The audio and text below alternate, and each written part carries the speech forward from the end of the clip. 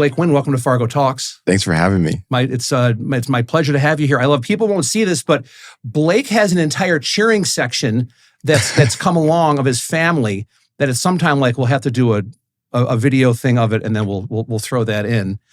I have never, and I'll be 56 next month. Happy early birthday. Thank you. In my 50, almost 6 years of on this planet, aside from my now wife, I have never been drawn to somebody that I utterly adore quicker than you. That's very nice of you to say, and the feeling's mutual. It's interesting. I mean, you and I, one of the first times we spent extended time together was obviously one of the worst mornings of my life. I was with you at breakfast when I found out about Charlie Kirk being shot. And it's one of those things that, separate from that situation, I've sort of asked myself, why was I with you? And you fit into a very small bucket of people that I have in my life where, it's so easy to look up to people. And I've been very fortunate in my life to get to know a lot of my business heroes very well personally, people like my Uncle Steve, people like my grandfather, and then also people who have just become major successes, or a lot of our clients and things like that. But then there's this much more rare bucket. Erica Kirk fits into it, you fit into it, and a couple other people fit into it, which is that I look up to you guys as human beings. You guys are wonderful people, and it's really fun, the friendship we've developed in the last couple months. So it's fun to be here. We live in such a disconnected electronic society now. Yeah. And so when that happened, it was awful. Giving no disrespect to Charlie and what happened, if it was anyone close to you and you experienced something horrific like that, I just wanted to check on you as a friend. And you did every day, and I appreciate you for doing so. Just to say, and all I said was checking on my friend. And that was sincere, because I was thinking about you. I know, and no, still you still are processing some trauma and some stuff that happened there that you'll carry for the rest of your life. And we live in such a society now that things are so transparent that you kind of see where people are coming from, whether it's shallow or deep. And I don't have a lot of deep friends. I don't give a lot of people access to me that way. But you earned it fast. And so the best thing I could do was reciprocate. And I always will, to you, that 24/7, whatever you need, I'm here. Likewise. Thank you. So it's just something that, and I still will, every once in a while, just send you a text. You don't have to reply back. It's just more of I was thinking about you and how are you doing? How is your mental health? Because we don't check on our friends and loved ones enough these days. Well, we check on people in a way that I think it's turned a little bit unfortunate. We check on people by watching their Instagram stories, seeing what they post on Facebook, looking at their Snapchat, reading what they came into their mind that they sent into the void when they went on Twitter that morning. But we don't check on them by checking on them directly. We don't call them. We don't go have dinner. We don't go have lunch or breakfast like you and I did. And I think that that's what's missing. I think, honestly, I think nowadays when people spend time on a screen, they ought to be listening to things like this, where you can maybe learn something. You can hear about people's human dynamics, because the alternative is you see something on a screen that their goal is to get lots of likes on or engagements or what have you, and it stays very, very shallow. And the more shallow we get as a society, probably the worse off we are, but certainly the less happy we are. I mean, people talk about this rise in mental health issues, especially within the youth. But there's not a lot of conversation, I don't think, in how that correlates directly to the rise in social media and the rise of your daily usage and screen time on the phone, right? And so I just think it's so important to balance those two things out.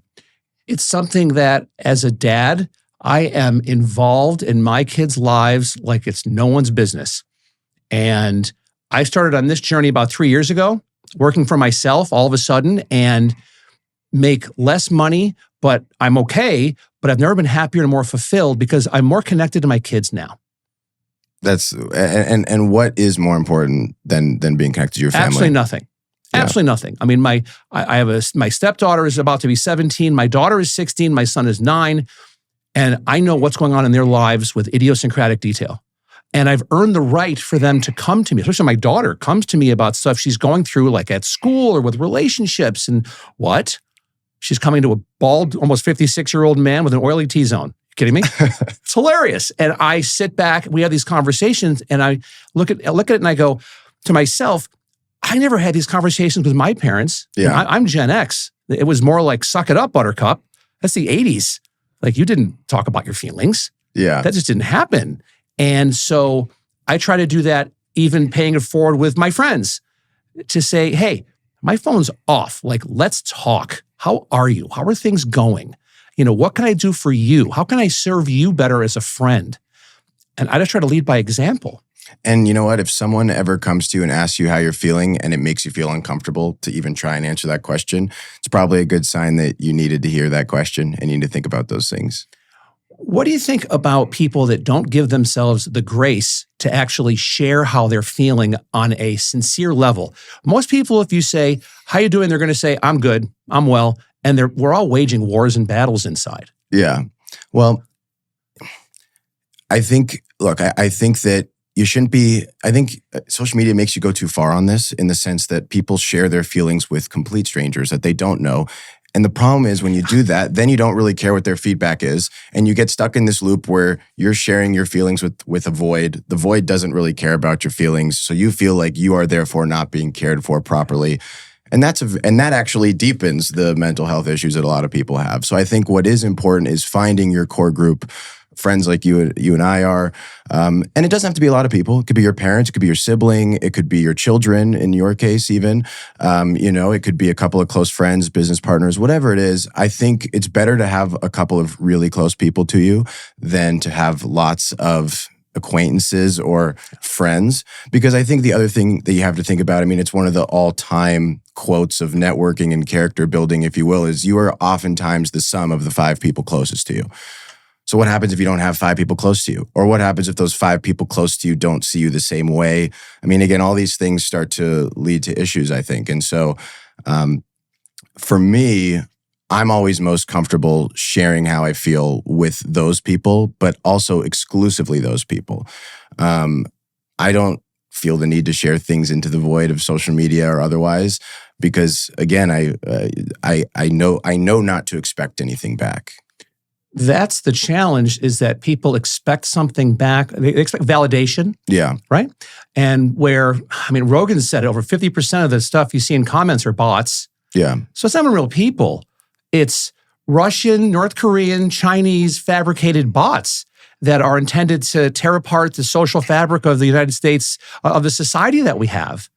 And for a lot of cases, it's working, because it preys upon the most uneducated, ill-informed, saddest, most depressed sector of society, and doubles down on their feelings. Yeah. Well, it's it's a disadvantage of social media, but there's plenty of advantages too. You've made a career using social media, and so have I, so I'm not trying to bash it, but you have to understand it for what it is. It is a tool to connect with people. It is a great networking tool. It is a great tool to put out content like you do, where people can watch it and they can learn something. It's not the best tool to use to get one-to-one advice, because you might be getting it from a North Korean bot. You might be getting it from a Russian bot. Yeah. And again, it's one of those things where one of the reasons you want to have those people close to you is because you want to know that they have your best interests at heart. Does the person who's giving you random feedback on social media, who you haven't met, who's maybe even cyberbullying you, you have to ask yourself, what kind of intentions do they have for you in their heart? Because if they're not good intentions, what do you care what they have to say anyways? You have enough people, and God forbid, maybe even yourself doesn't know how to think about yourself in a way where you have your best intentions at the forefront of your mind. So you certainly don't need the noise of other people giving you that. And no one's perfect. There's stuff I've said on here I wish I could take back. But we put our foot in our mouths, often. I'm a Gen X ADHD guy, and I say what I say, and I blurt stuff out sometimes, and sometimes I go, oh, I shouldn't have said that. But I own what I do and what I say, and I'm not going to let anybody, a real person or bot, affect my narrative moving forward. Only I can let people hurt my feelings. And there's not a lot of people I give access to that, that level. Yeah. To do that to me. I preach that to my kids. My daughter has a best friend who's a guy at the school she goes to. And I said this to her a couple of days ago. I was taking her back to her mom's house. And I said, hey, I want to take you and Hank out to lunch sometime. What's his favorite kind of food? Indian. I go, Indian food for a high school kid? God bless. Okay, let's do it. And she said, how come? And my best friend, his name is Sean Kutry. We've been friends for 40 years. He is my best friend. He's my brother. And I said, because you talked about Hank a lot and he could be your Sean Kutry. And she went, oh, because she knows Sean. And her mind just went like, poof. And I'm like, honey, I just want to meet him because I know you're not dating him, but I love you have a relationship with somebody that you can talk to, and you talk to Hank a lot about stuff. And so I just want to get to know him. And I want to take you guys out to dinner sometime or lunch. She loved that. And so it's like, I've talked to you about, I can't wait for you to get married and have kids because there's so many people on this planet that are parents and should not be. And then there's people that should be. You should be breeding, and your family's here, but sorry, but you should be breeding ASAP as often as possible because we need more mini you in this world. Well, part of a parent, I think, creating a mini you is having the time to invest in the child to be that way. And part of it also is the parent knowing themselves well enough to be able to then translate that to their kids. You know, my mom had me when she was in her mid-30s, and my dad is 11 years older. Granted, I'm not as close with him, but nonetheless, I mean, my parents had a lot of time to mature before I came around. And so I think the kind of person I exist as today, I never put it this way. I never knew my mom at 24. Not to say that she was irresponsible. She went to medical school. So I'm sure she was probably just fine. She's right off camera. I'm sure she was a perfect person that led a perfect life. She's nodding yes, in agreement. But seriously, in all fairness, I mean, I put it this way. I thought I had everything A to Z figured out when I was 22. And in relation to other 22-year-olds, I think that was probably true. But now when I look back on my life just in the last 3 years, I don't feel like the same human being at all. And so I want to know exactly who I am before I have a child, and I do want to have more than one. So you'll get the wish, but it'll just be a little later. I can't wait. Talk to me about that arc of 22, 23 to where you are now. What type of things have humbled you? What type of things have, because everyone loves a comeback story. Like everyone loves Rocky. That's why they made 17 Rockies, because he always would come back from stuff. What's your comeback story? I think I would sound like Gavin Newsom on a podcast if I was trying to create a comeback story, because I don't think I've had to come back from very much. I think I've been really well grounded my entire life. I think, I started my first business when I was 11 years old. I was paying taxes since I was in middle school or freshman in high school. I started hiring people when I was a freshman in high school. And it's not to say that I haven't had business challenges, but to call them failures or to say that these were things that deeply rattled me and stuff, I would be trying to create a story that doesn't exist for you. I've always layered one thing on top of the other. When I was 11, I walked into an Adidas outlet with $40, bought 2 pairs of $20 shoes, overnight sold them both on eBay for $108 a piece. And what you see today of my business celebrity poker tour, our dabblings in politics, what we do with what we do to market other companies, all of that is quite literally those 2 pairs of shoes turned over and reimagined for 14 or 15 years now of business. But it's less a comeback story, and I think the part of my story that has really changed a lot from 22 to 25 is how I view business. When you're that age and you're, supporting yourself and making sure that you can support your employees and things like that, you're really just hyper-focused on your business, your end product. What are you selling people? How are you selling it to them? How do you communicate it? What's the branding? You think about the core business principles, if you will, that you learn in school or that you learn through experience. Now, what I find myself thinking a lot more about, one of the reasons that Charlie's death affected me the way that it did. One of the reasons why, since January 1st, despite having a pretty large staff, I haven't fired anybody, is now it's become a lot more about who I'm working with. It's less I work on creating the largest show that poker's ever seen, and more about doing business with one of my best friends and 2 of my brothers and things like that, And so that's been a big transition for me, because you get to a point where, September will be 8 years of this business, which, like I said, really is just a transition of the business that existed in sneakers for 7 years prior to that, or 6 years prior. And so it's just a difference of perspective. I don't wake up every morning thinking about CPT. I kind of wake up every morning now thinking about Brock. And those subtleties, I think, have, in essence, probably resulted in a lot of the growth of the business, because instead of thinking just about business, which you're in your own echo chamber, especially when you're the guy who's coming up with the vision for it and you're CEO, and there's no one that you can really look at in your organization and say, tell me what I need to be thinking about, right? But instead, if I'm looking at everybody in my organization and I'm thinking about what can I think about for you, and by the way, I'm not even trying to say this to sound selfless. It actually turns into a self-fulfilling thing because I'm thinking to myself, well, what does Brock need? What does Brock want? And those kinds of things have oftentimes helped me come up with the ideas that have changed our business a lot over the last 3 years. It's running a business on feel. It's running a business on reverse engineering your team, your staff, your employees, to figure out how can I best serve them? Yeah. What's going to make them happy? And I think when you do that over and over and over, like refiner's fire, man, you just keep doing it. The end result is a thing of beauty. Yeah. Like look at CPT. Like it's you might not have kids yet, but that's your baby. Yeah. Well, you know what the thing about CPT is to me, it's one of the purest forms of humanity. And I know that sounds so intense for a poker business, but it's not a poker business. What it is it's a collection of a couple hundred people that get together 10 times a year who maybe didn't know each other before that. And everybody comes in with a smile and everybody's excited to meet one another.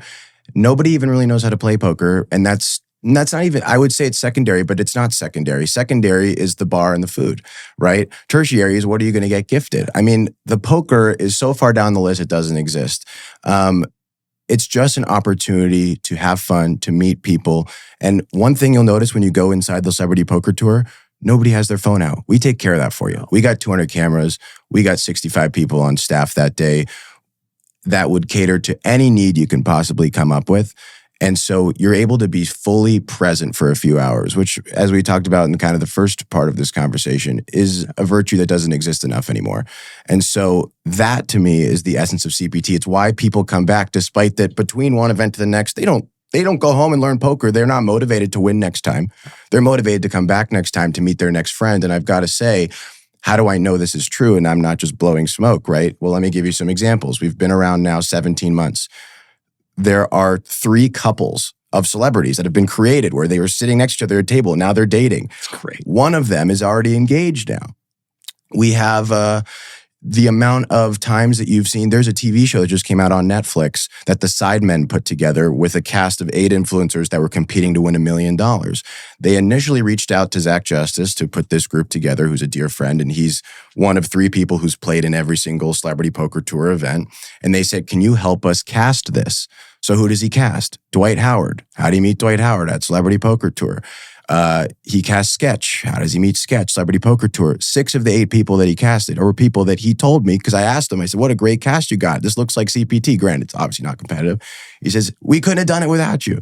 So I'm watching this Netflix show and I'm thinking, the world may not look at it this way. And it doesn't do me anything good for my ego to look at it this way. But what a beautiful just thing that could have happened in the world to say, now here's a show that people are going to be entertained by for lots of hours. And it probably wouldn't have existed if not for Celebrity Poker Tour, And so I think that is the business that we're in now. It's way more about the people and way less about the product than it's ever been for me before. You were nice enough to invite Brandy and I to the last one, and we went, and it was a date night for us, which we'll take all the time. It was great. We loved it. And the biggest takeaway I had from it, because I watch people, it's all I do, is checking everybody out. There was such an eclectic group of people there from across like beliefs and ages and values and morals and everything. And everyone was getting along. There was no drama. There was nothing there that was negative. Like I had no negative takeaways from it whatsoever. And it wasn't like a polarizing thing where everybody there is this way, everyone here is that way. No.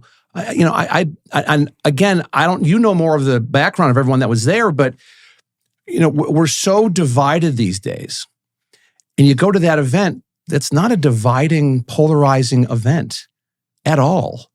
Because I don't think we're as divided as you realize or as you may feel. I think that there's an element of politics that divide us, Republican versus Democrat. And then there's elements of lots of other things that maybe aren't so toxic, if you will, like just men and women, or whether it's your race, whether it's what you do for work, or all of those kinds of things.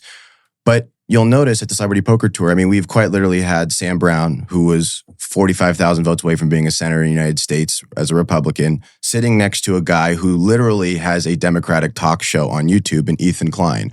And you ask yourself, how does that exist? Because the one thing Celebrity Poker does is we get good people. These are all good human beings, so they don't vote the same way. Who gives a shit, right? What we don't have is any of the people that creates this level of toxicity that I think you're referring to, which I don't think is Democrat versus Republican or any of those kinds of things. I truly believe it's good versus evil, and you have to keep evil people out.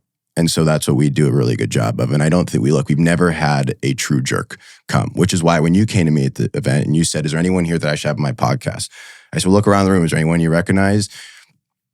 You just tell me who's a good person, who lives in Vegas, who can we get on the show? We walked around, interviewed a few people, interrupted them while they were playing poker. They don't care. They're happy to meet you. These are all good human beings. And, you're very lucky if you can not only create an environment where there's lots of good human beings, but I have to selfishly say we make a few dollars doing it. And so it's a unique thing to be able to wake up and do every day. How cool is that, by the way? That it's at your age, you're really doing what you love.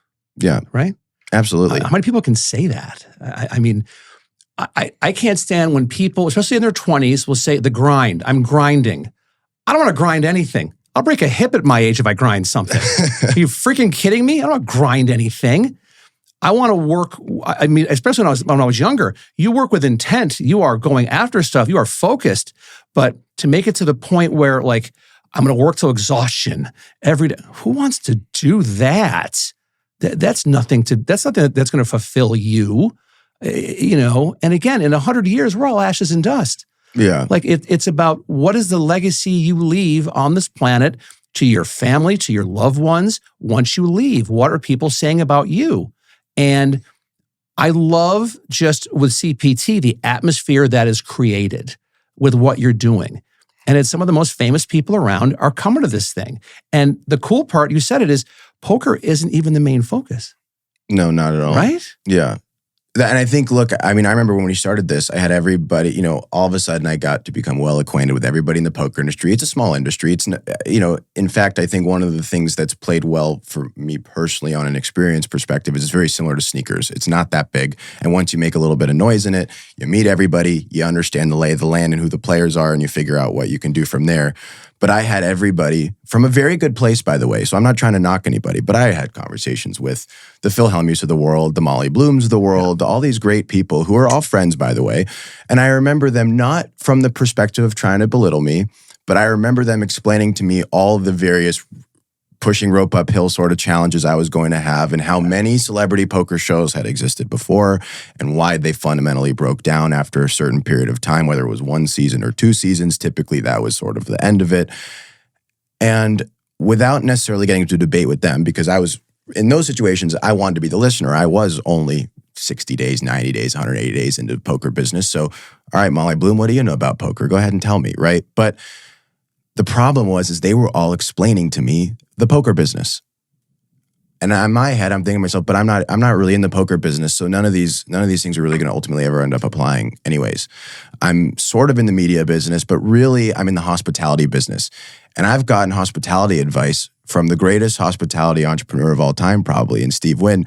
So I listen to the poker advice, but I really listen to Steve's hospitality advice. And so when you go to CPT, you are walking into a hospitality business that's been created the same way that the Wynn, the Mirage, the Bellagio, and all the other greatest hotels in the history of the world were created. And it's why we've become the biggest show that poker has ever seen. What are some of the biggest bits of advice that Steve has given you that you've applied? Well, one of my favorite stories is one of the first times I ever went to him and wanted to talk to him about money. It was not to ask him or anything like that. It was, I had a dear friend who I could name because I actually was on the phone with him while I was driving here, incidentally. His name is Shane Victorino. He was a great baseball player for 13 or 14 years in the MLB. And when I was 20 or 21, he offered me $500,000 to become a partner in the business. And, he was offering me more than fair price. It was a real check, the whole thing. I said, well, I've never had a business partner before. I'm going to go see what Steve thinks. And I go to Steve and he's, why would you do this? And I'm like, well, Shane Victorino, this. Well, you can hire him as a consultant. You don't need him to do that. Well, but, I've known him since I was a little kid, so I trust him. Well, you trust lots of people. You trust your mom. She's not your business partner. Why, So he's sort of grilling me on all of it. And finally, the final sort of thing I'm throwing back at him is I say, well, you know what? If he invests, I get this $500,000. Because rather he was going to invest, he was actually going to buy it from me. So that money would have gone to me and I just would have had a partner. The business didn't need the capital. And I said, well, then I won't necessarily have all my eggs in one basket because I'll have an extra $500,000 that I'll be able to invest or do whatever with. pauses like this. Well, that's the worst point you've made of all. What? He said, you know how many times I invested in something other than Wynn in my life before I sold out of Wynn in 2018? I said, what? He said, well, as a favor, maybe a couple times, but in terms of a serious investment, never. I said, well, fair enough, but you were running the most successful hotel company of all time. You weren't exactly running a marketing agency with your buddy from preschool. And he says to me, he says, well, you know, there's the great Mark Twain quote, you can have all your eggs in one basket. You just have to watch the damn basket. And that was one of those moments that I didn't end up taking Shane's money. And ever since then, I guess I've just had a different level of focus on watching the basket. I've never been someone who's lacked focus, but it was a different perspective shift on, you know what, he's right. I can have all my eggs in one basket. And quite frankly, whether you're investing in stocks or you know, and again, I do suggest everybody invest in stocks if you can afford it. One day you buy real estate, all those kinds of things. Sure, go ahead and do that. But if you can have full control of what's going to happen to you in a world where the world is trying to control you, you are putting yourself at an inherent advantage compared to anybody else who doesn't do that. If you are the master of your own destiny, but also are open to constructive criticism and can humble yourself and can check your ego at the door, it's only a matter of time until you're successful. Yeah. That's internally and also financially. You know, so many people, I think ego is a killer. So they can't have all their eggs in one basket because they just won't. They'll become a self-fulfilling prophecy and implode. I've seen that several times. I've had friends that have gone under. They have a ton of money, ton of successful stuff, but they were their own worst enemy. Yeah. Right? And so the thing that struck me about you, this is just a gush fest about him. I love this so much.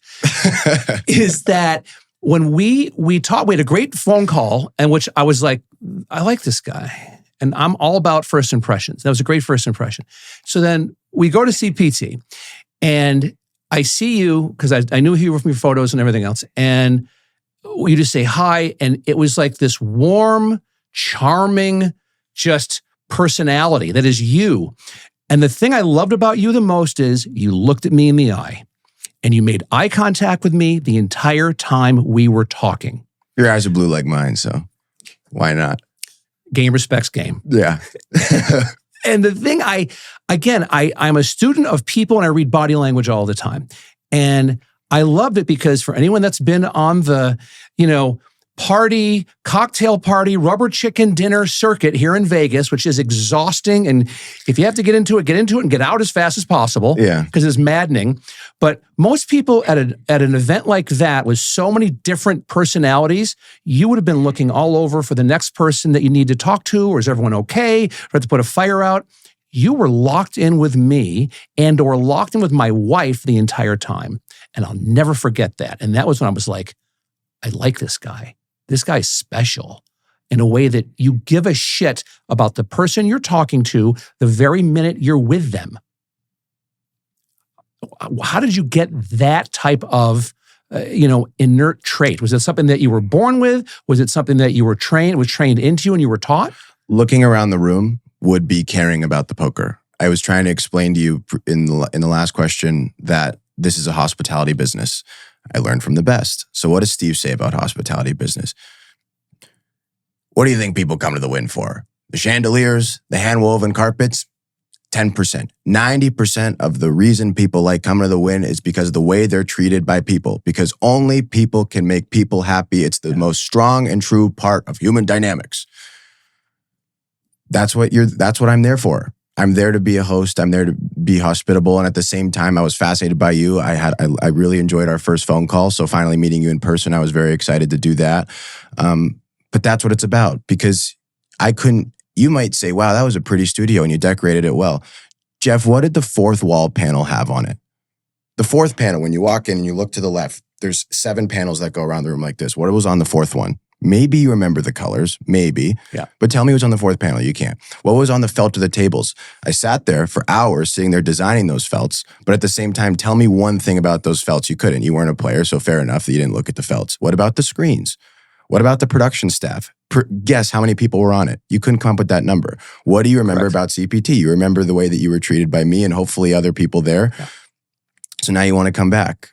That is the core objective of the business. you know, and then obviously there's a personal love for doing it. I mean, if that's my business, is I just get to meet nice people like you and talk and hang out. All right, cool. Life could be a lot worse than that. Oh my God. But it's also good people attract good people, you know, and how, like you said, there's no drama there. Yeah. And you come in, you drink what you want. There's nice food. It's a wonderful location. No rubber chicken at our place. There's no rubber chicken. I was in real estate forever here. We used to call it escrow chicken. You go to escrow chicken dinners, fucking awful. I'd rather go to the dentist than go to those. Me too. Galas where it's real estate agents giving themselves awards. Please. Yeah. Please. I never again. I'm so glad I'm out of that. But it is something that it was very unique to me. I've been here for 15 years in Vegas and been to a lot of the escrow rubber chicken dinners, you know, and you walk out going, I just spent 2 hours of my life I'm never going to get back again. Where with yours, I'm walking out with my best friend, my wife, and we're like, oh God, that was awesome. How much fun was that? Like I walked out energized and happy. I wasn't exhausted. That's never happened before. It was crazy. Like there was a thing. Are you going to the Granite Gift thing tonight? I'm not tonight, but normally I would support it. My grandparents are here. That's right. Yeah. So, but Peter Krause runs that, and he's a dear friend, and it's going to be great. You're on the ground at Legion Stadium, right? Yeah, good. Yeah, so there's a PR company I work with here, Brand Bomb. Shout out to Lindsay. I love her. We're at her table, and I told my wife, who enjoys a cocktail, bless her heart, I said, honey, this is a work event, no more than 3. That's all you get, no more than 3. So she gave me a scowl about that. And she goes, but honey, it's champagne. I go, I don't care. It might be 2. This is a work event, and a lot of people can't speak Southern slur. Yeah. So, you know, we're there to like meet people and have fun. And I'm kidding, but it's like, I'm sure tonight will be a great event. That's a higher, it will be great. It's a higher level, nicer thing. I know other people that are going. But for you, what you've tapped into with CPT is it something that I know you do stuff in other places, right? What is your growth trajectory like with the CPT brand? Is this something you're going to take global? Is it something that you still just want to keep it right here so you can manage it and it's kind of your baby here? Well, we're actually in December on the 12th. We're taking it out of Las Vegas, and we are going global. We're doing our first international event at the Atlantis in the Bahamas. We partnered with them, and so that's going to be fantastic.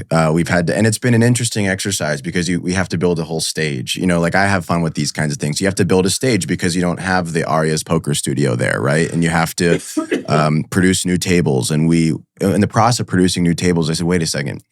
There are things that a poker table in theory could do if you spent a bunch of money on tech and were creative that they've never done before. And so November 19th, you'll see it for the first time. You've never seen a poker table with screens on the table under the felt that register to the players.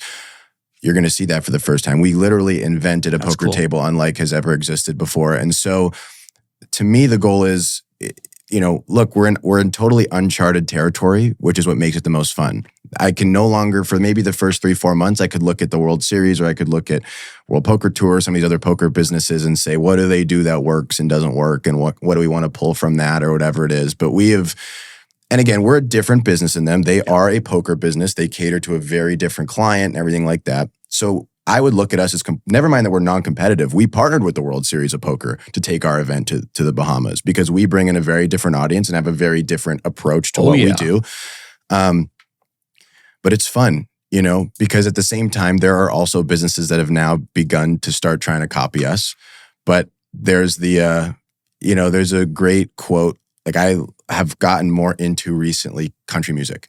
And something I like to do too, like when I get into something, I like to listen to podcasts about it or read little articles about it. I do not read books. I do not like books. I don't have the time for it and just don't like it. But I like to listen when I'm in the car more than music. I like to listen to something that maybe teaches me. And I was listening to a story from Waylon Jennings was telling a story about how when he used to tour, he would have an opener that oftentimes sounded just like him. And he said I remember one time there was a kid that was opening for me that came to me and asked if he liked what I did because instead of opening with some of my own music, I included some of his songs that he was about to then sing. And he said, no, I thought you were a great kid. He said, well, are you sure, Mr. Jennings? And he says, well, here's a problem, kid. If you're copying me, you're always one step behind. And I think that is the territory we've reached with CPT, where because we're in such uncharted waters, whatever we do, even if someone else goes and does it, oh, that's the CPT gimmick, or that's the thing CPT did. And so I think we're actually, frankly, more than one step ahead, especially when it comes to media. I mean, our second event, we had a contortionist go all in with her feet.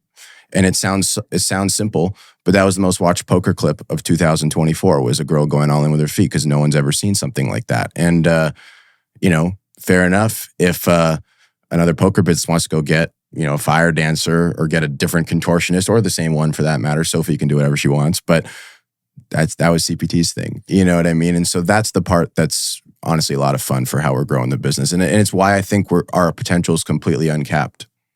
Well, you're pushing boundaries and you're really creating your own, right? Which is limitless for what you're doing. Can I please get a video of you going down that massive water slide at Atlantis? That would be fantastic. One of my favorite things to do. That would be, I've never been there. It's all I've ever seen. That's like a bucket list. If you guys want to go, I'll set it up. You guys, it would be fun to have you come. You could shoot podcasts there. We can have that conversation. Sure. If my wife was here right now, hell yes, she'd be screaming. She'd be screaming from the control room. She likes to sit there with Scott because I can hear her laughing through the wall sometimes. She'd be like, done. So I'm more measured. I'm the one that pays the bills for stuff. I'm like, honey, let's look and see with timing with kids and all that. So we'll have that conversation. Yeah, you could bring the kids. If there's a place to bring kids, Atlantis and the Bahamas is probably where you want to bring them. That's hilarious because my wife is, we'll talk about that off camera because I have stories about her. I want to get into politics a little bit. Okay. And I want to start with your relationship with President Trump. I'm a New York guy, and so was born in Manhattan, but in upstate. I come from a real estate development family. My grandfather were from Canandaigua Lake and one of the nicest places in the world in upstate New York. I grew up, we owned an amusement park. My first girlfriend was Meg Marion in 5th grade. I broke up with her because she wouldn't make out with me in the spook house, in the haunted house. The Golden Nugget, it was called, which is actually hilarious. Yeah. But I dumped her because she wouldn't make out with me. And she said, that's okay, you swear too much. I was like, go take a shit for yourself. Goodbye. Off you go. But I always watched Trump and was a fan of his because he came in and he wasn't the just status quo for politics, and still is to this day. I think there's a lot he's learned from 45 to now to 47. Absolutely. Right? What are some things, because you know him, what are some things that people, if they were moderate left, that you could have a conversation with them to say, this is some stuff about the president that you don't know, about his love for the country and how he really is when how he treats people. If they are truly moderate left, they wouldn't ask me that because they're already a voter of his. He is moderate left, incidentally. There's a reason why Tulsi Gabbard and Bobby Kennedy and other moderate left people have left the Democratic Party and joined the Republican Party, because he represents them. There's a reason why he got more union vote than anybody in 100 years got. There's a reason why most unions either didn't endorse Kamala or some went as far as to endorse him. I mean, the moderate left comes from a place of a few things. It comes from a place of not wanting wars in terms of foreign policy. It comes from a place of wanting immigration, but legal, not just open borders for God knows who drug runners to just come here. It comes from a place of wanting working class people to be able to afford to build a family, support their kids, get married, send them to school, have a strong education. If you look at any policy that he's passed, especially in the Big Beautiful Bill and everything he's done since becoming the 47th president of the United States, you'd see that guy. You'd see that guy who's instilled those moderate left values. He has started no new wars. He's ended some. He's already passed the no tax on tips, no tax on overtime. The problem is that what does the moderate left absorb in terms of content, right? There's two things that are fundamentally true about people. Number one, they're largely group thinkers, which is why there's two parties. Think of that for a second. There's 150 or 60 million voters, and there's 360 million people in this country. And we've decided as a country that there's two ideologies to pick from. That in itself fundamentally proves the point that groupthink is one of the things that very much so exists in human dynamics, number one. And so, number two, if you end up in a situation where you say, I'm moderate left because that's what my neighbor is, or because I don't like the rhetoric that comes out of his mouth, or because I watch a certain news station and they tell me X, Y, Z about him, I think there's a certain responsibility you have, if you want to be properly informed, to go do further research for yourself. You cannot trust social media to just get all your news from it. You cannot trust some news anchor on MSNBC any more than you can trust one on Fox. Sean Hannity is no less biased than the people on The View. The thing Sean Hannity has, in my opinion, and which, again, I'm saying my opinion to be politically correct, but at the end of the day, fact is on Sean's side. Common sense is on the side of the Republican Party right now. You think there's one Republican in this country that doesn't wish that Democrats had a little more common sense? They'd love that. I'd love if we were a country of two parties where both sides were a feasible option. They had their differences, but it was like this last election. It wasn't, all right, who's going to win? Trump or Kamala? Let's just see what happens. It wasn't as simple as, a Reagan versus Mondale. Granted, the country had a pretty strong mandate in that election, but nonetheless, it wasn't as simple as that, where it's, well, here's a nice guy and here's a nice guy, and they got two different ideas. It was, here's a president that's going to do the things that Trump is actively doing. Promises made, promises kept, I think, is a fair thing to say about him. There's very little he said on the campaign trail that he hasn't already in 6 months done. I mean, like I said, I don't like to read books. One of the few books I read in school, because if I didn't, I was really on the brink of not passing English, was 1984 by George Orwell. That is what you would have seen, a true dystopian turn for the worst in American society had she won. You think she would have ever had the sophistication in class to send 2 B-2s overnight to Iran to knock out their nuclear capabilities and send them back with never mind a casualty, but no casualty, no retaliation or anything like that? Can you imagine? No chance in hell. People are saying, well, there's ceasefires that are being agreed to, but they're not all necessarily being upheld. She would have probably said, we don't even want to speak to them. Yeah. She would have just sent more taxpayer money over there. She would have sent human troops' lives over there so they could die for nothing. We have people who are running on values that and look, by the way, I don't think that they have literally evil intentions. That is like a stretch. I mean, at the end of the day, you're vice president of the United States. Do I think you truly want the worst for this country? No.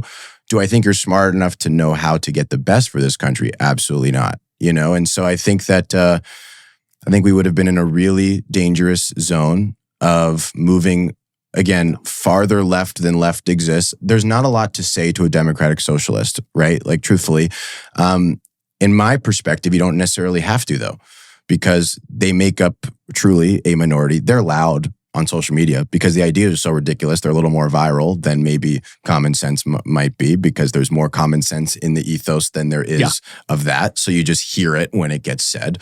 But America doesn't go for that. We're celebrating our 250th birthday next July. We haven't gone for that one of the 249 years we've been going so far, and we're not going to start next year. That doesn't mean that a mayor in the most liberal city in the country might not fall through the cracks, but the United States is a center-right country. And if you are truly moderate left, you are probably currently identifying as center-right. I'm going to rephrase my question to get to dig even deeper into your brain. Tell me something about President Trump's personality that people don't see that really shows how much he cares for holding the position of President of the United States. He is incredibly charismatic. And by the way, I've met plenty of Democratic politicians, so are they. You think about the DNA of a politician. Trump is a unicorn in that he doesn't fit into the stereotype that I'm about to make, which is that most politicians, you and I can both pinpoint exceptions, fair enough. But most politicians, maybe they went to law school, but they were never smart enough to pass the bar. And if they were smart enough to pass the bar, they never would have owned their own practice. They might have gone to medical school, but they were never going to become a top surgeon. They might have started their own business, but they never made super real money. Politicians are largely people who have charisma, can speak well, enjoy the ability to network with one another, but frankly, kind of lack the talent to do something super meaningful on a professional level outside of sharing rhetoric and then voting along their party lines. I know that's sort of a brute take on the average politician, but the average politician is worthy of that take, and that's why many of them get phased out every 2 to 4 years when it's time to run for re-election. And the other thing about politics is no matter who you are, the night you win, You go, you have a glass of champagne, you dance in a tux, and the next morning you start campaigning for re-election, basically. Every way you vote, everything you say, every podcast you go on, all of it is in service to continuing your career. Trump is not that. Trump doesn't need this, right? Trump is incredibly charismatic. He's very personable. And I think something that you'll always notice when you meet smart people is that you put them in front of a camera and you start asking them questions, they dominate the conversation. They talk. No different than you and I are right now. But you and I have spent enough time in private. I spent enough time with the president in private to be able to say, this is a guy that asks questions. He's curious. He wants to learn, because that's what will then influence him to sound smart or whatever it is when he goes and speaks on camera. So I think that you get a guy who's a lot more reserved. You get a guy who's eager to learn. You get a guy that you could not spend 15 seconds in a room with him without being like, this guy's really charismatic. There's a reason why, all these people who go on Twitter or go on CNN and they just rip into him. Then they go see him in the Oval Office and they have one of those shots that shows the live press conference and they are just I was in the Oval Office with the president. Bill Maher. Yeah. And they love it. Bill Maher is a perfect example of that. That is true to his character. And by the way, probably was true about Bill Clinton's, right? Like, I mean, it was true about anybody that's gotten to that level. There's one president of the United States for a reason, not a simple place to get. But, he cares about the people he's talking to. I mean, I'll give you a really soft example of this. Some Raiders players wanted to meet him, and he was in Las Vegas. So I helped set up Max Crosby and Alex Bachman and Gardner Minshew to go meet him at the Trump Tower. And Trump's about to walk in the room where they're all waiting in front of the American flag. It's like, okay, here comes the president of the United States, right? They're all excited. They're nervous, right? These guys that make $20 million a year slamming each other, they're nervous to meet a 78-year-old man. I mean, right? Fundamentally, it's interesting. It's an interesting thing. And we're in the hallway, and he says, "Tell me who's in there." Tell him the three names. "Oh, I know Max Crosby. I've met him at UFC. Yeah, he's a good player." Gardner Minshew, I'm not familiar, and I'm telling him about Gardner. And he says, "Well, is he good?" I said, "Yeah, this is going to be his first season starting for the Raiders. Didn't go so well, but fair enough. You didn't know that at the time. It was in the off season. Where did he go to school?" I'm telling him, "Does he throw a long ball?" "Yeah, he's an NFL quarterback." He opens the door to the room, swings it open. Secret Service opens it for him, and he comes, does his classic thing. Right, they're standing by the window. They got the American flags there, and he goes, "Now, this is a guy with a big arm." I mean, the first thing that comes out of his mouth is he wants to make you feel good. It sounds funny, but that's who he is. Yeah. And you talk about a guy who's doing that for 19 hours a day, whether it's from Washington, D.C. or on the campaign trail, on the plane, whatever it is. There's nobody that ever gets around him where he doesn't care about making him feel good. It's why when sometimes he starts speaking, if you ever noticed this, there will be times where he is giving a speech, and then all of a sudden he sees someone in the crowd and he acknowledges them. Teleprompter basically may as well not exist any longer. And he starts naming off lots of people in the audience to make him feel good. He knows I'm the president of the United States. He's self-aware enough to realize that. And how cool is it if this president of the United States says something about you and you and you and you? You could say it's a little bit narcissistic. Screw that. What a gift it is to be acknowledged by the president of the United States. If you don't, and by the way, if you're the kind of person that says it's not a gift to be acknowledged by the president of the United States, feel free to expatriate. I mean, you have options. No one's forcing you to stay here, but this is the greatest country in the world. He's the leader of it. There ought to be a level of respect for that. It is amazing to me, the whole fascist thing, which no one's opened up a book about Mussolini or Hitler if they're calling Trump a fascist. Define fascist, right? I mean, that really should be the first question anybody saying that. Define the word for me. Let's get on an even playing field here. You call him a fascist, you call him a racist, you call him Hitler, right? Define these people for me, right? I mean, Charlie used to make the great analogy when people would say Trump is Hitler. Why? Because he has a dog? Hitler had a dog. I mean, what? Why? Because he's in charge of. I mean, okay. Why? Because he's male. He has the same chromosomes as him. I mean, right? So define what this even means, because people just throw these words around that I genuinely believe 99% of them don't know what it means. And the 1% that feel like they know what it means and throw it around and then try and justify it anyways, they've probably just had quite a liberal arts education. They've probably gone to a fancy school, and so they know what to say. But it's rooted, the problem with these arguments is it's rooted in a lie. It's the reason why Trump won. It's the reason why he won the popular vote and everything else. It was a situation this last go around of truth versus dishonesty. 107 days of propaganda on one side and just do you guys want wars? Are you guys serious about letting 25 or 30 million people here illegally every 4 years? I mean, it's one thing to have immigration. I don't know why Republicans have gotten this impression from the left that they're against immigration. I mean, Republicans are the most pro-immigration in terms of putting America first. They're the most pro-immigration party by far, because if you let criminals in here who are bringing in drugs and killing our people and adding to homelessness and everything else, how is that helping a single citizen who voted for you? So no, I mean, I just think there's elements of the argument that are flawed, right? I mean, and then you can make the same argument about what is a woman. I mean, all these things, the fascist, the woman, the transgender, the this, the that. And the problem is that it's weird. It's like, I don't know how this happened. I truthfully don't. This is actually the thing I'm actively trying to learn about the last 30-ish years of, call it, American politics or history. How did the Republicans, you think if you're going to have two parties, you kind of want to divvy up good arguments for both sides, so that way there's a reason to make a decision. I look at it and I almost say to myself, how do the Republicans get to have all these stances? The Democrats have to actually counteract themselves to even have their stances. For example, what is woman? And then you get in the transgender thing. What about science? Isn't it just XY chromosome? Well, no, because it's how you feel. But then at the same time, they're the ones advocating for climate change, and you have to respect the science. You have to respect the science. You don't have to, science doesn't count when it comes to gender, so they have to contradict themselves to such a level that intelligent people see through it. And it's nice to know that more than 51% of the country is intelligent. What do you think is going to happen for the midterms with the direction that we're going right now? It's going to be interesting. I think that, I mean, it's weird. You look at like polls and stuff, and it seems like the Democrats are going to have a strong showing in the midterms. Maybe I'm stuck in the echo chamber. I can't figure out what that's predicated on. Trump has the highest approval rating he's had in either term.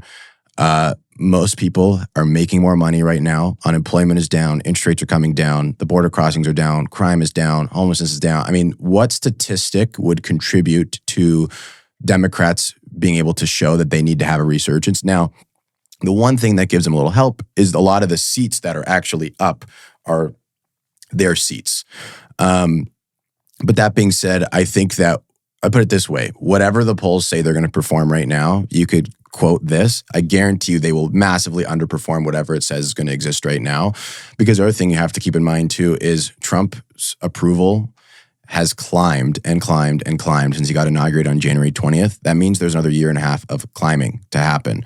And that's what you're going to be fighting against. The other problem is when you talk about congressional races, when you talk about the campaigning, congressional races, Senate races, these kinds of things, you need to be able to draw a crowd so these people can get name recognition. Whoever's going to win any of these races that are local-ish races are typically the people that have the most name recognition. It's almost in any race that's not 70-30 and it's basically a done deal anyways, right? The actual close races, name recognition will usually get the job done.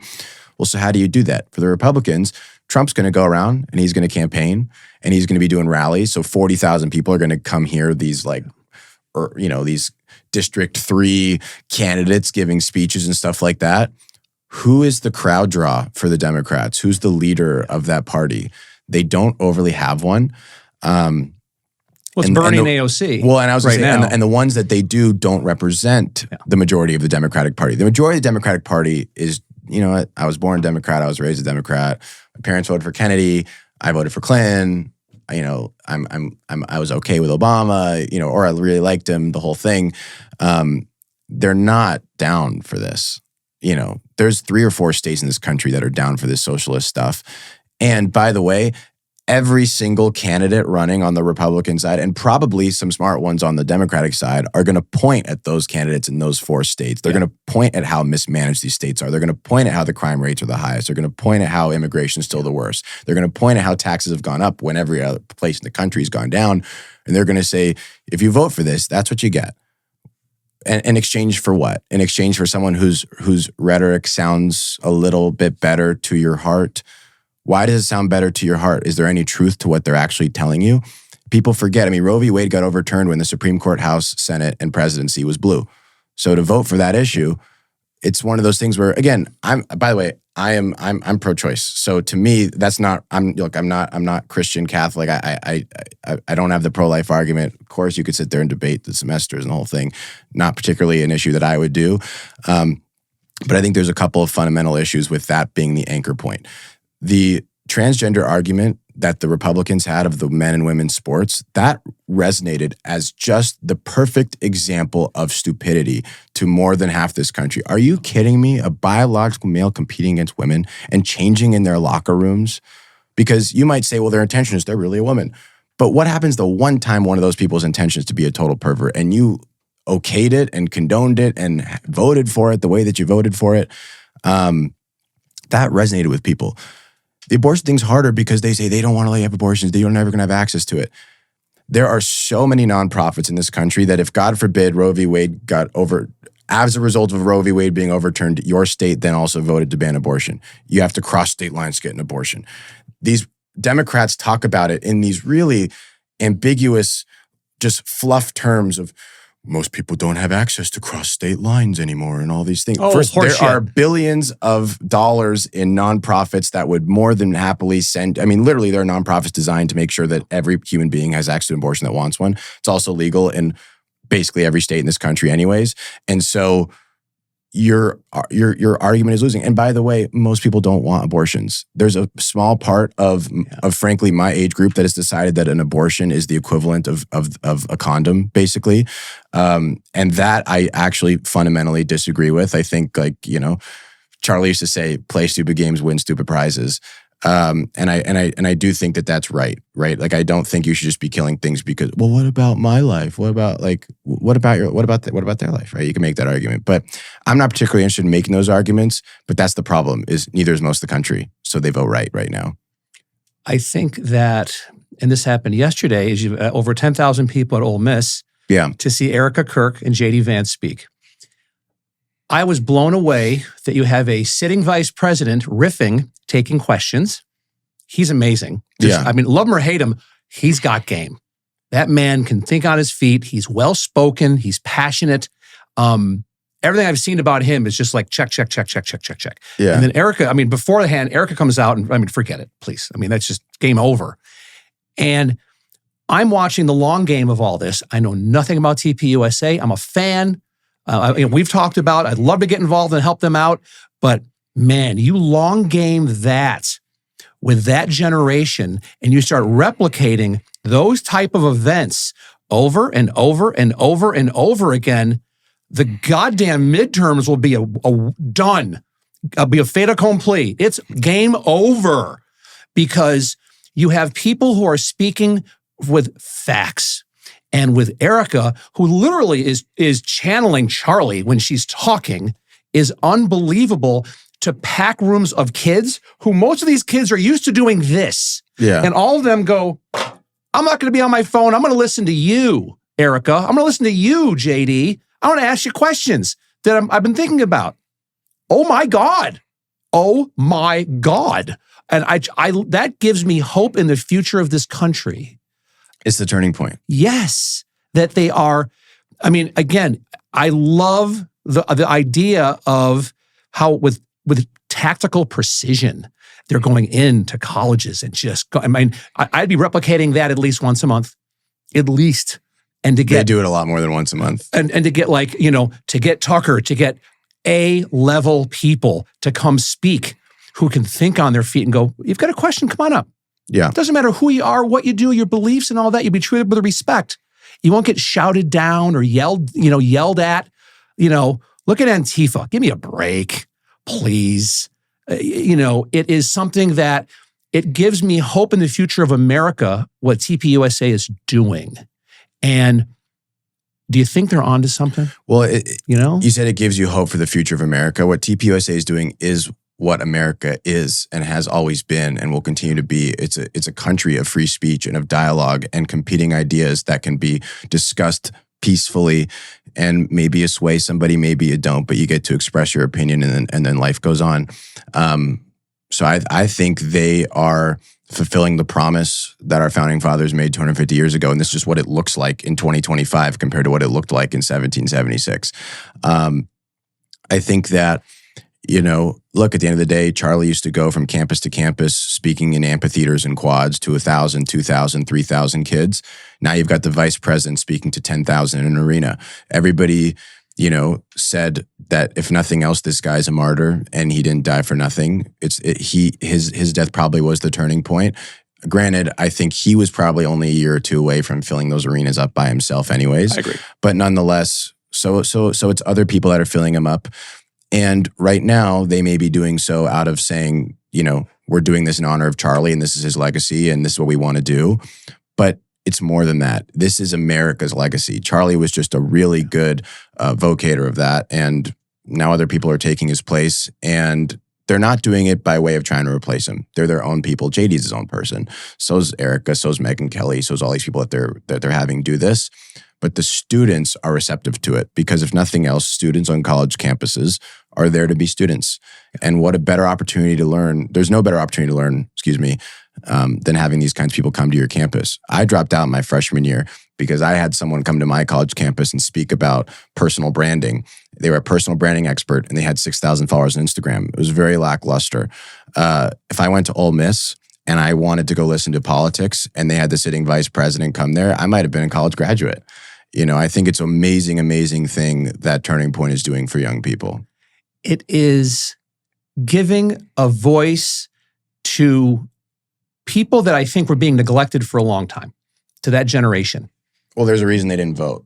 They didn't feel like their voice counted. Apathy. They didn't really know what their vote would have been anyways. They didn't care to learn about it. It wasn't brought to them. They were discarded. And Charlie said the problem with discarding someone to 18 to 24 is they look like Zoran Mamdani at 33. And Turning Point is set up to prevent that from happening. I mean, I watched firsthand as I got the luxury of getting to see Charlie in action from time to time on campuses in person. I mean, these kids would get 4 years of liberal arts indoctrination slammed into their skulls. And in an hour, he unwound all of it. And, 2020 to 2024, young men, 18 to 24, moved 44 points. Just 18 to 24, just men, 44 points.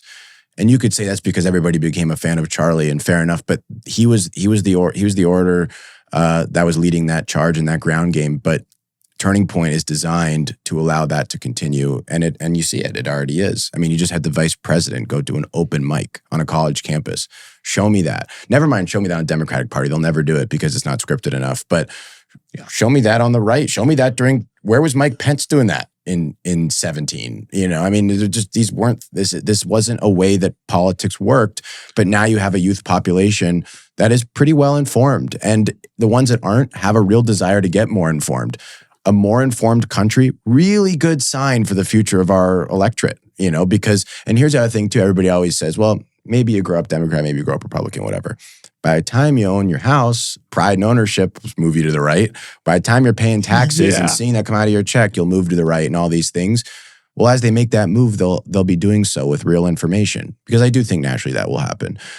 I think one of the biggest reasons why you have so many young people that have been so left over the last few years is we've been trying to convince them to participate in a system that has stopped applying to them. Yes, America is a country of capitalism, but when you look at the last 5 years and the age group that bought the most homes in this country was 50 to 65, that is a fundamental problem. And of course, they're not going to vote to keep that system going, right? So how do you explain to them that, no, the system isn't failing you? The college degree that put you $250,000 in debt and then spit out no job is what's failing you, and gave you all the ideas that actually it's capitalism that's failing you, right? These are things that have to be debunked and discussed and debated. But that is why you have a lot of what you have going on in New York. I mean, New York is a city of renters. It's a city of people with massive piles of debt. And you're saying to them, like, don't vote for the guy who's trying to give you free buses.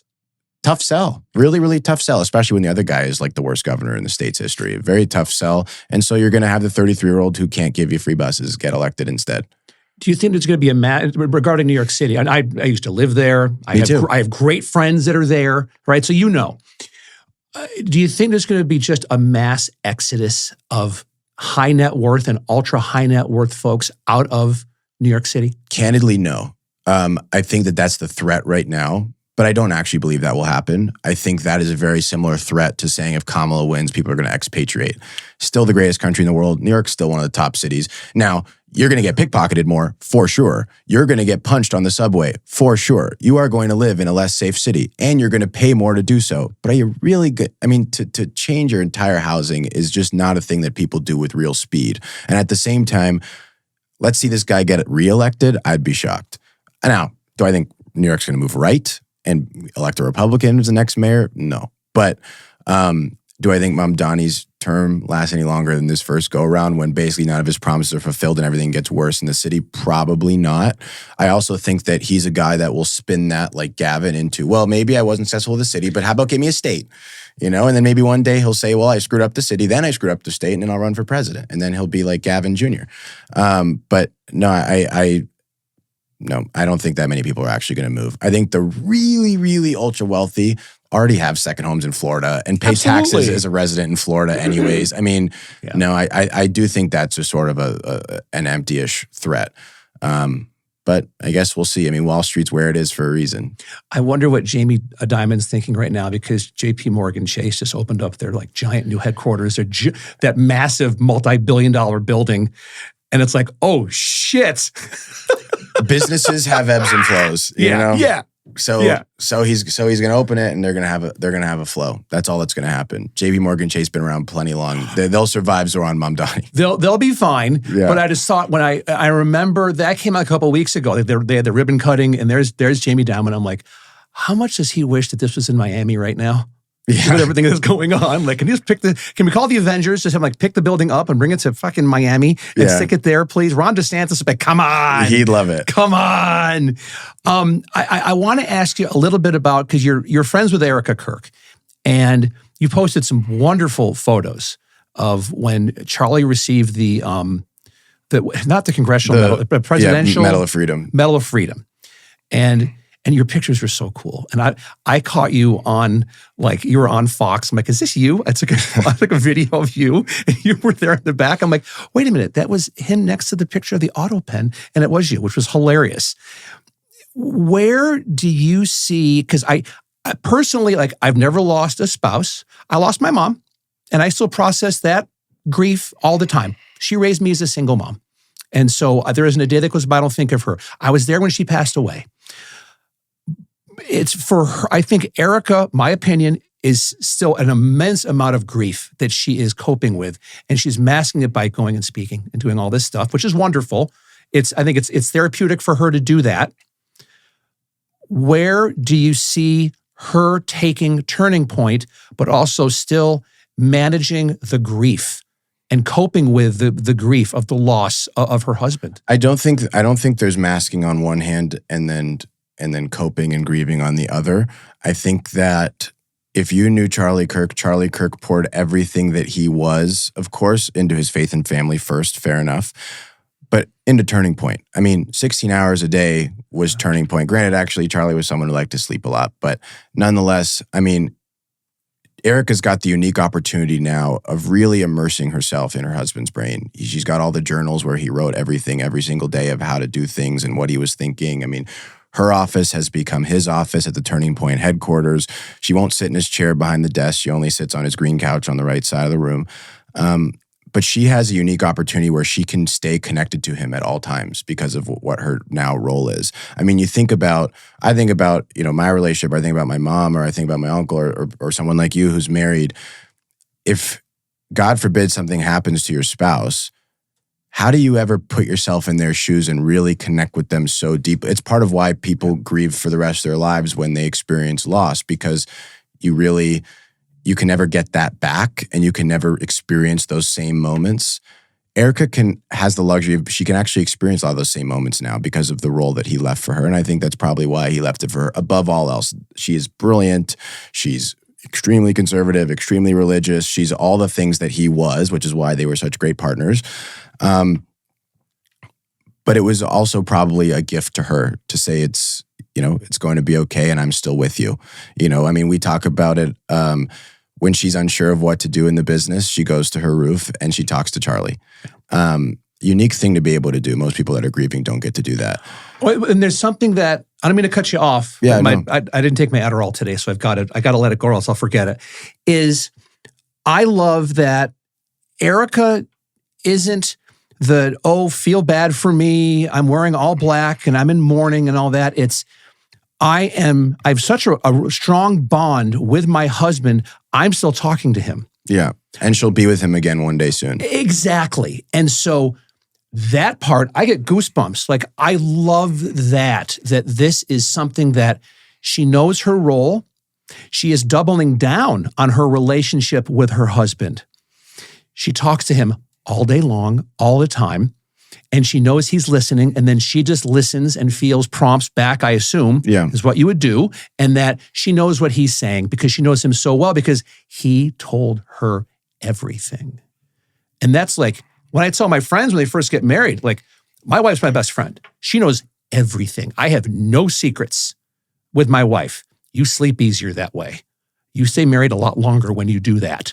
If not, this little thing festers and gets bigger and bigger, and lying is exhausting. Hiding stuff is exhausting. I know for a fact. So the fact that she had such a bond with Charlie, like that it was like, here's my journals, you get everything, I'm telling you everything. And not only am I telling you everything, I'm leaving written word as evidence of what I was feeling and doing during certain moments of my life for you to take. She's very lucky. I mean, I think something that I think anybody who knew Charlie for any period of time has said is, of course, this has just been horrific, but how lucky was anyone that got to spend 5 seconds with him that they got to? How lucky was Erica that she got to be that person that he loved and that she got to love back and everything? And, look, I mean, at the end of the day, she's 36 years old. She has, knock on wood, the rest of her life in front of her. And it's going to be, it never goes away. I mean, it'd be silly to say that kind of thing ever goes away.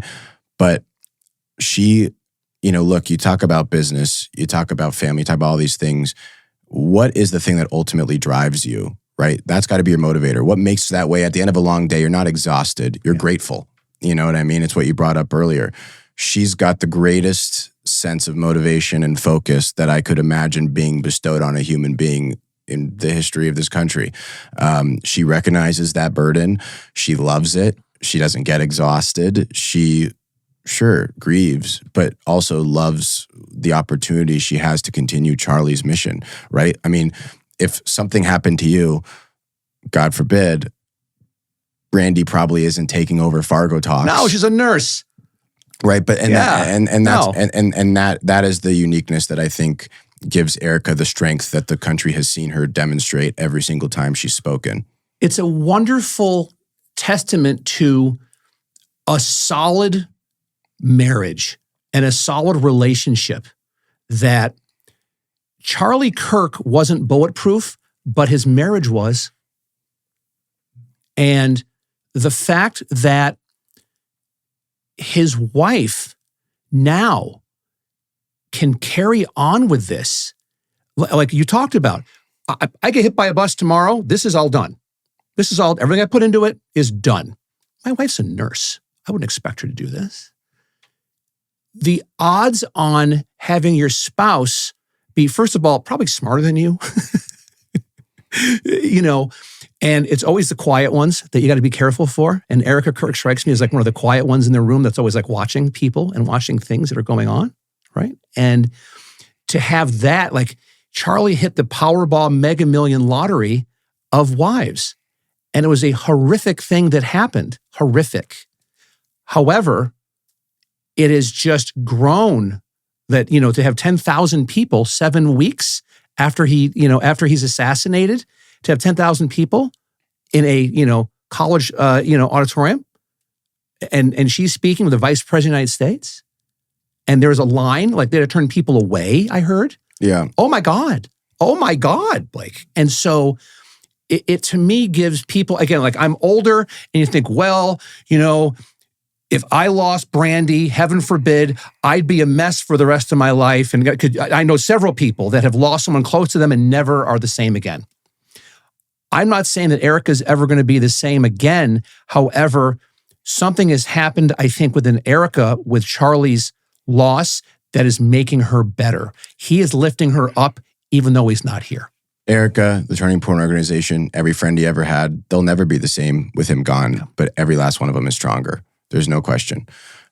They're stronger because of their respect they want to pay to him posthumously, but even more than that, they feel a sense of responsibility. Charlie tried convincing everybody that ever listened to him about the responsibility of getting married, of having kids, of fighting for your country, of educating people, of having dialogue, of all these different things that were the strongest virtues of humanity. I mean, Charlie was, one of humanity's finest, you could say, in every way. And so everybody that's internalized that is now demonstrating that in themselves a little bit more. It's why there was a revival around churches all over this country. It's why the turnouts are the size that they are on universities in terms of the political side of the business. And I think it's why people like you and I have connected and just had long conversations about life and things that really matter, as opposed to text messages or phone calls or Instagram story posts or what have you. That's a gift that Charlie left to tens of millions of people. And I think it's a really, really powerful thing. And Erica's the biggest receiver of that gift for sure. It's fantastic. I getting back to one of our favorite topics ever, us. I loved it when, and this was, I think it was last month, where you invited me over to your office and to see your podcast studios and all that, which is, it's great. We spent 2 hours on your couch and just hung out and shot the shit. And I left there and I go home and Brandy says, and she knew I was going to see you. And she said, how was it? It's Blake Wynn. It was wonderful. For me, it's like, hang out with you is like Disney World of the brain. It's wonderful. Like, it's just, I'm better. I'm smarter. I feel listened to when I talk to you. I feel like I've helped you become better. So it's this 50-50, but it's a symbiotic relationship. I am not a God guy. The Mormons fucked me up a long time ago from being with them for 13 years. So I'm not a God guy, but I do believe that there's a higher power that's there. I equate it more to like the cantina scene in Star Wars. I think that there's some table where there's like a quorum of people or things, and they're depending on what's going on, this is what's going to happen in this person's world and this planet and all that. I believe in that. Someone had to create all this stuff. But the fact that we were brought together in such an awful way, but how our friendship has grown. And again, we get so caught up in text messaging people where I'd rather just frequently check on you, just really quick, but then also like every month or every other month, just come by and say hi. And it's wonderful that we're both at parts of our lives where when I'm with you for 2 hours, my phone's on Do Not Disturb. My wife knows where I am. If she needs me, she can come get me. Yeah. Like she has like one of those Life 360 trackers on me, which I think is hilarious. I love it. A lot of people get offended by it. I'm like, I have nothing to hide. She can see where I am at all times. I'm flattered by that she sees me. It's like, and the kids, she does it too. So I'm like, I'm there with her daughter. I love that. But I love that people need to do more interpersonal. Turn your phone off, go see a friend, and just talk with there's no agenda. And there's no agenda when we get together. It's more just like, let's just talk. How are you? How are you doing? What's going on in your life? Personally, professionally. We need to get back to more of that because it's so easy to doom scroll and look at, which a lot of times is manufactured content to get you to react to it in a hurtful way. We need to get away from that stuff. And so I love just your style. I'm a fan of we've said this before, you are the oldest soul I've ever met in my life. Because you're 26, 25? 25, yeah. At 25, you're like in your 50s, man, in a good way, because you're like this like bluesy jazz, like, guitarist that you'd find in like New Orleans, who's in some dive place that's been there when he's like 90 years old. You just go in and go, God damn, this guy just fucking shreds. That's you intellectually. And so I love to see that. And I will, to my dying breath, try to encourage, help, and mentor you as much as I can, because I just love the way that you attract good people, and everyone that you're working with are better from it. Like for you to have your business, you haven't fired anybody in the first of the year. Yeah. That's pretty good. That's pretty good. I want to talk to you about Tulsi. Okay. She to me is, her story is unbelievable. And she's one of the smartest people in the room. Do you think that a lot of times, why is it that with Tulsi Gabbard, she's playing chess when everyone else is playing checkers? Well, she's the highest ranking security officer in the country. So you'd hope that she was doing something a little different than everybody else. She's so intelligent. She is the most pure public service official that I've ever met. You know, when you run for something, you're serving people. Most of them are serving themselves. And they're not, I'm not saying they're serving themselves by buying stocks and all that kind of stuff. Some of them actually do that too. But they're serving their egos, they're serving their families. It's their career. And by the way, I'm not saying it's also a bad thing to serve yourself. Most human beings need to do that. Why would you work a job and earn money and have kids if you weren't trying to serve yourself and your family, right? Of course, it's great to serve the greater good as well on top of that if you're so fortunate. Look, she has been deployed 3 times. She is still in the reserves right now as sitting DNI director of this country. She's in the reserves. And by the way, to the Mideast, she doesn't go to Guam and hang out. I mean, she's gone to the Mideast and she's been fully deployed. You know, you see videos of her all the time on Instagram running around with staccatos. I mean, she's got a perfect shot, the whole thing. If she was told that the best thing she could do for this country was be the janitor for the Oval Office, she would do it in a second. She's there to genuinely serve people. She ran for president as a Democrat and is now DNI on the Republican side. I mean, you talk about a person who's just, you know what? I'm ready. I'm here to help the country. She's not looking for a job. She doesn't need a job. She's got a wonderful husband. I mean, one of the things I would say about Tulsi is, again, it's one of those things where you get a gist for a person when you see who's closest to them. Now she's got Secret Service, the whole thing. Prior to that, her head of security was her sister, who was a former deputy reserve to I forget what, but a fighter just like Tulsi. And her husband is a hell of a producer. In fact, what's it called? Chief of War, the new show on Apple TV that's been a total hit. I know it's in the top 10. I don't know what it's ranked. I think it was 3 or 4 or something. I just started the other night. He was the producer of the show. And or one of the co-producers of the show. So he's an unbelievably talented videographer and everything like that. When she was on the campaign trail, he was her videographer. So who's Tulsi closest to? Her husband or her sister? And she's running around being one of the most important presidential surrogates in the country. That speaks volumes, you know? And the time, she's one that is, I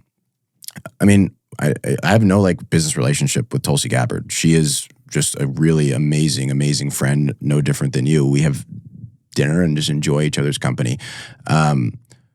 She's a real human being. You know, politicians, it's hard to have a 3-hour dinner with a politician. It's boring. Even if you're fascinated by him, you can sit there and ask him about politics and pretend like you're Jesse Waters for a dinner, but it's not that fascinating. You sit there with Tulsi and you're talking about what shows you're watching on Netflix when you have time to see TV. You're talking about the things that make you laugh, the things that you've learned. You know, I'm not talking about politics. I don't care what's going on in Virginia at that building, which I know is probably just a disgusting mess, even with her there. But she's playing chess because she's representing what the American people want to do. The American people look at the government and largely have a strong distrust for them. And she's saying that is a problem. I'm an American and I also distrust the government. I'm going to come in and I'm going to expose the deep state if the president affords me the opportunity. That's what the president did. And that's what she's doing. And every day, different bombshells come out of the DNI's office. Granted, a lot of the mainstream media doesn't want to pick it up and share it, but enough of the country is hearing about it to know how important it is. And regardless of how much the country hears about it, that's not really her prerogative. She is one of those people. Charlie is one of those people. The president's one of those people. You're one of those people that is going to leave the world a better place than when you came into it. And that is the legacy, that is the objective, that is everything that she, more than anybody else, I think, really fights for. She is an enigma to me, and I love it. just watching her, her story is unbelievable. Like her story is going to be one hell of a movie one day. Yeah. And her husband will produce it. And her husband will produce it. And Apple will pay him gobs of money for it. Not that they want the money, but holy shitballs. Like, it's just amazing when you look at her story. Yeah. And for anyone that you talk about the DEI stuff, it doesn't matter that she's a woman, but the fact that being raised by a single mom, it's pretty goddamn cool what she's done and what she's just the tip of the iceberg. How old is she? 41 or 42. She's a baby. Yeah. She's a baby. She's got a long time left of serving this country, but we are so much better for having her in the position that she's in right now. And I think there's much greater things for her in the future. But wow. Like we were texting before, like I love her brain. Yeah. I love her brain of just the way she just navigates through stuff and is always like looking like a lot like Trump, talking to other people about their opinions before she goes ahead and does something. She humbles herself. She's one of the finest human beings I know. You, Erica, Tulsi, a couple other people are in a bucket by yourselves in my mind of it. I don't particularly, not that I don't look up to you for, and certainly Tulsi, these kinds of people for what they do professionally, but you look up to them for the content of their character. Well, that's how you judge everybody. Yeah. I have, the way I judge people is, especially if they have a family, is their relationship with their spouse, their relationship with their kids. Yeah. How do they react if you're at a party and it's a kid-friendly party? If I'm talking with you and you have kids and we're talking and one of your kids comes up, do you ignore that kid? Do you shush that kid so we can keep talking? Or do you stop immediately and focus all your attention on your child? That's what you should do. Yeah. Is talk to your child. That's the most important person. You have a front row seat to raising this child. It is your empirical duty to stop everything, to listen to them. Put the goddamn phone down, turn the TV off, whatever you're doing. If your child comes to you and you listen to them with your body language and everything should be focused at them. Yeah. The whole thing. And when you raise good kids, that is the greatest feeling in the world. Next to having a good, to be married to and have a good woman is, oh my God. Oh my God. Oh my God. All right. Last topic. Mackenzie Dern. Oh, I love her. So look, I didn't meet her, but when you were great at the last CPT, she was there. And I remember because you were taking me over to meet Frazier and she came up and you guys were talking for a second and moved on. And I was like, how do I know her? And I looked up like, it's Mackenzie Dern. Okay, awesome. What she just did, oh my God. Right? I mean, to be 115 pounds and get an octagon and put that much damage on somebody. And by the way, she took a lot of damage as well. I mean, you'll see when you meet her at the CPT. I mean, she's going to have a big face going on. I mean, those two went at it. And she became a UFC champion. I mean, she beyond deserves it. I mean, again, one of the nicest people you could ever meet. She, though, again, it's like, here she is, just, I mean, an animalistic, vicious human being when she steps in the octagon. Yeah. But she's basically a single mother. She's divorced from a guy that she's very open about being a bit of a deadbeat. She has to give him alimony. She hates, doesn't really like him. She respects he's the father, but she's got, full custody of the kid and is, always with her daughter and is a wonderful mom. I mean, because she comes out for a championship fight. I mean, her daughter's there. I mean, by the way, almost every UFC fighter, by the time they're fighting for the championship belt, they're not old, but they're not 20. Most of them have kids. Colby Covington doesn't, but I mean, all the Brazilian guys pretty much do that you see fighting. Dricius does. I mean, all these people have kids.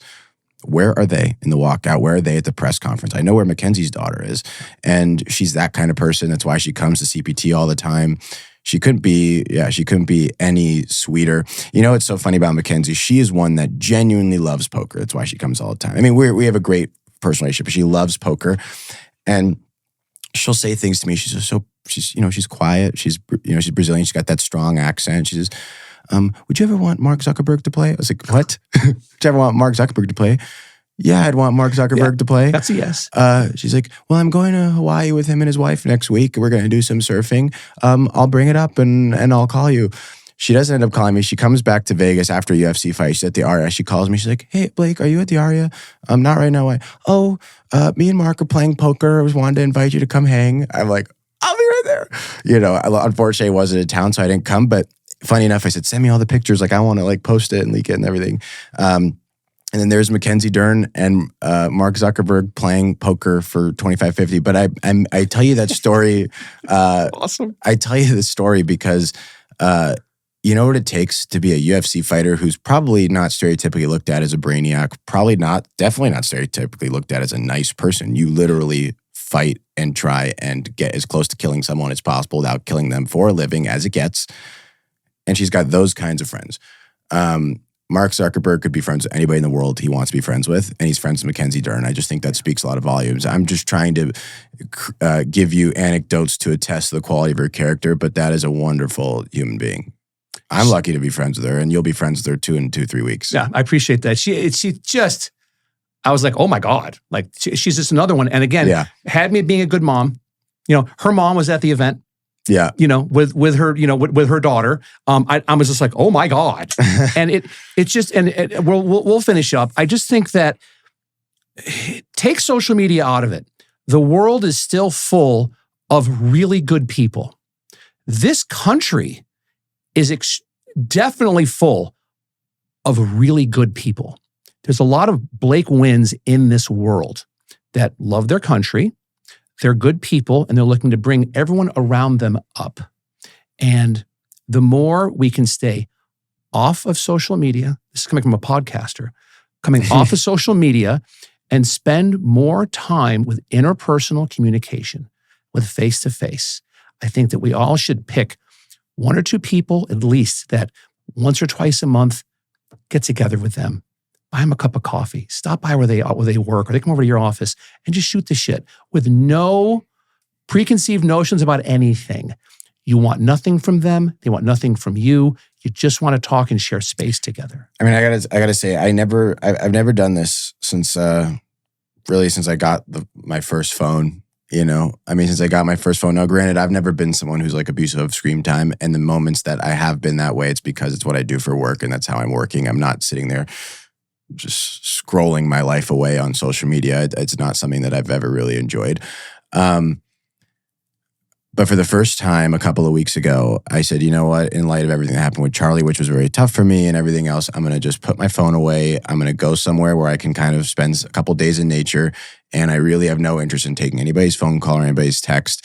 I put on the do not disturb feature where I made it so 10 people could get through the do not disturb feature. And even that, I would leave the room. I'd like leave my phone in the room and I'd check it once or twice a day. And that was it. I probably was on my phone for 7 to 10 minutes a day for the 3-4 days that I went on this trip. I will never go another 4 or 5 months in a row without doing that kind of thing again for the rest of my life. Look, at the end of the day, you can't just disconnect yourself from the world if you're trying to run a business, but to have those little pockets are so important where you're just fully present. You can think without looking at a screen.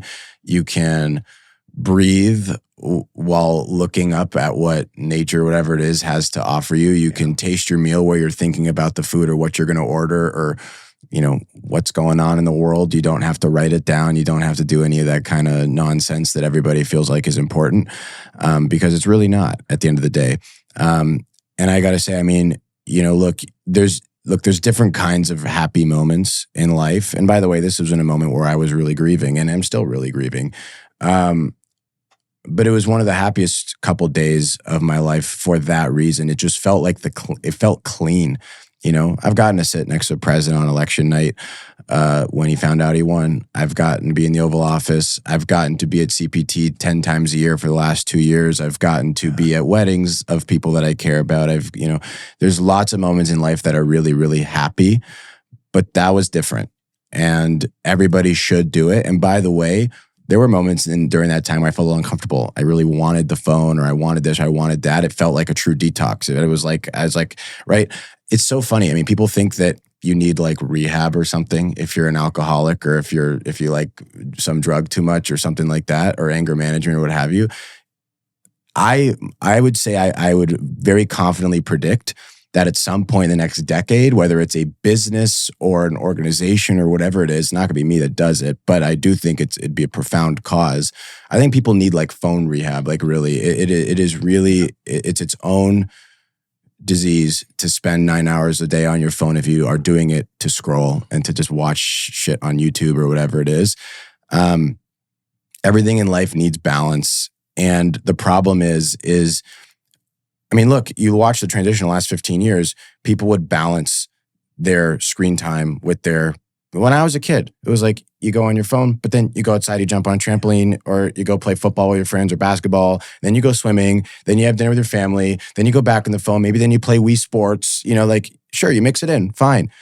But then it's become the way to live life is through the phone, right? I mean, Meta and Zuckerberg, I mean, they're making glasses where literally they're trying to put that shit in your vision. And I just think, again, as a tool, use it. You should. It's great that technology's on our side. We're all going to live longer as a result. Medical's going to do better. I mean, all these other things. But in terms of quality of life, you're going to be on your deathbed and you're not going to be thinking about the shit that you scrolled by when you were 32 years old. You're going to think about that trip you took to Hawaii. You're going to think about that moment that you sat with the person and had lunch that was really interesting to you. Yeah. I will remember till I die that breakfast that you and I shared that morning, which I wish I frankly kind of didn't, but I will. But at the same time, I don't know that I could tell you for certain what I looked at on my phone this morning, and by the way, I have a really good memory, but I still don't think I could. You know what I mean? The impact is just missing. And I think if you live a life where you lack impact, you just start to go down a really slippery slope. Those are the people that end up drinking and doing marijuana or whatever else it is that they do, that disassociate, that don't end up in relationships or end up in very toxic ones and all these kinds of things. And yeah, I don't know. I think living without the intent of being healthy is not a very good thing to do. It's something that you need to practice it yourself. If you have kids, you need to teach them. My son is 9. He's in 4th grade. Half of the kids in his class have phones. He does not. His mom and I co-parent very well. We co-parent with like the Roman Colosseum. We're both thumbs up, or if it's one thumbs down, it's a no. And she's asked me, is it time to get him a phone? No. Nope. Or get him a flip phone where you can call a number and thought of that, no but then he'll screen. get picked on even more.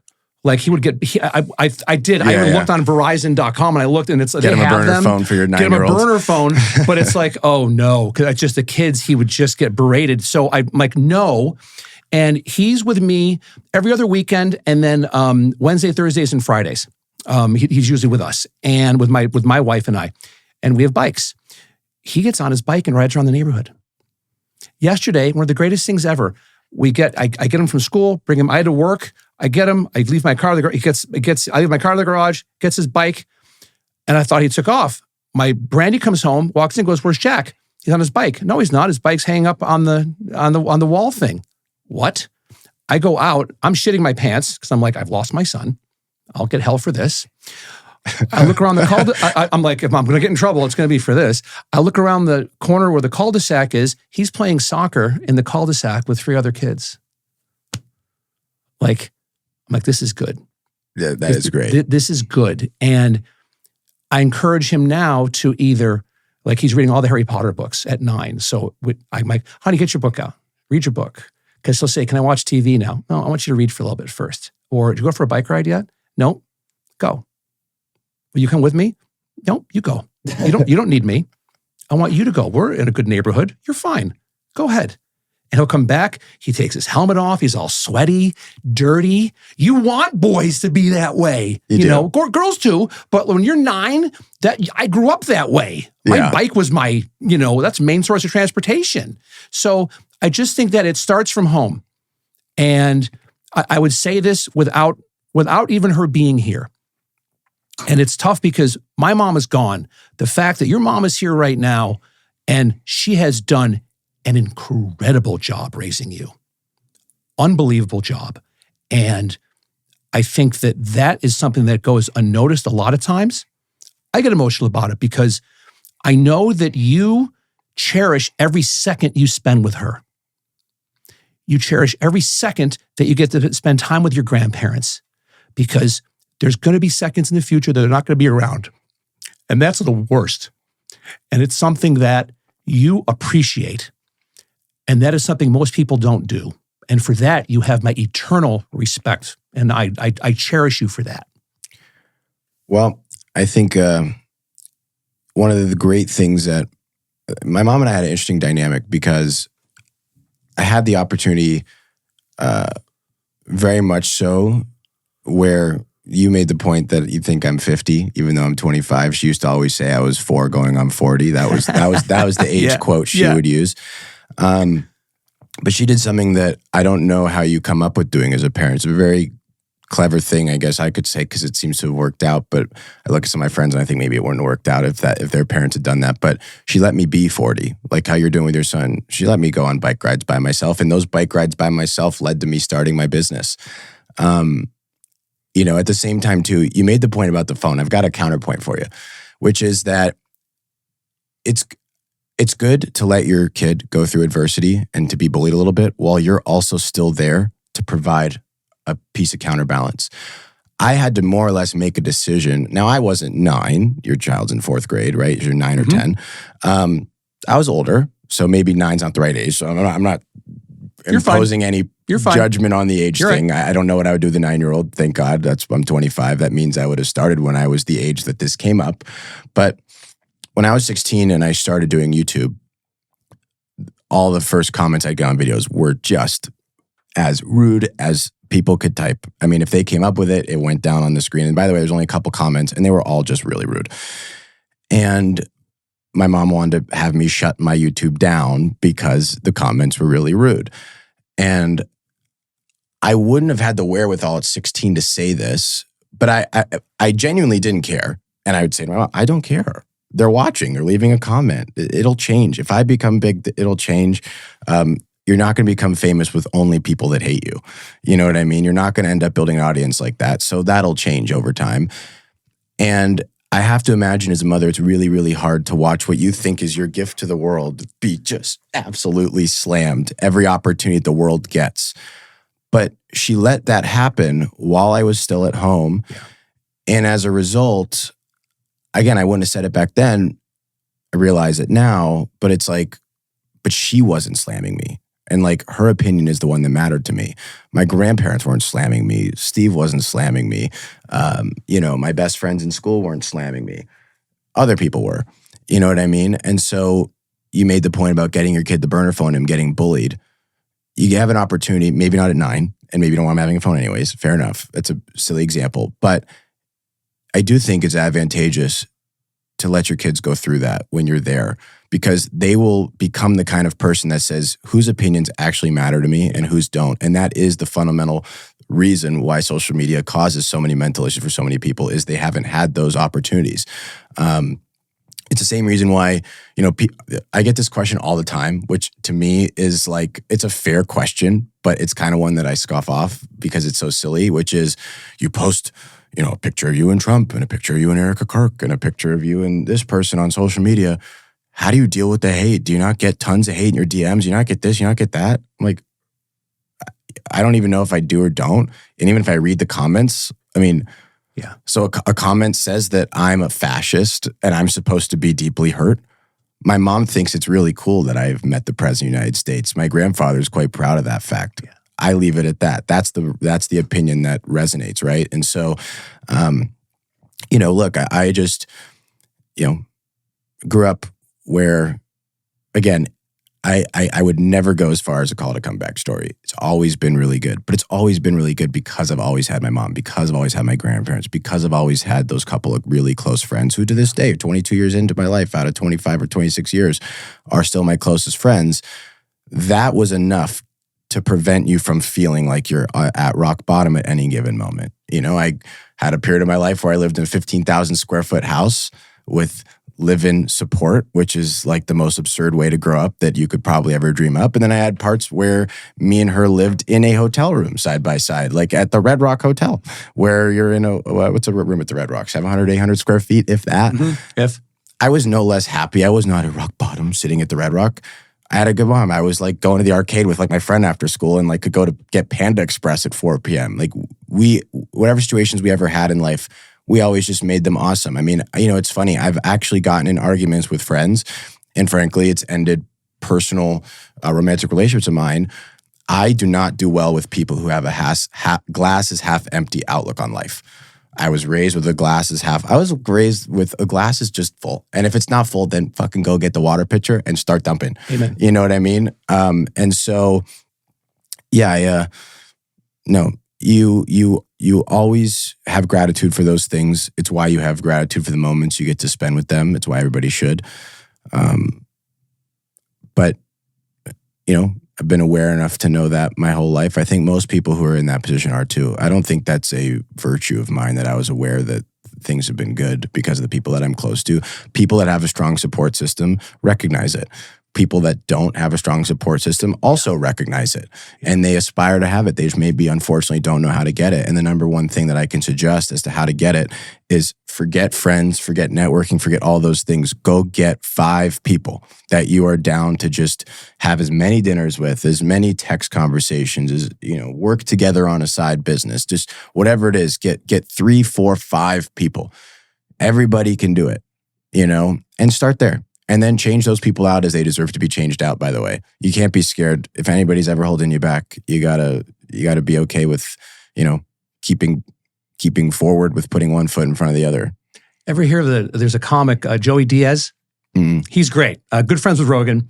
And he's a Jersey guy. Big guy with a gravelly voice. And he's got I'll send you the clip. But he has a bit that he says, you give me 3 hard-charging motherfuckers that are friends of mine, we could take over a fucking country.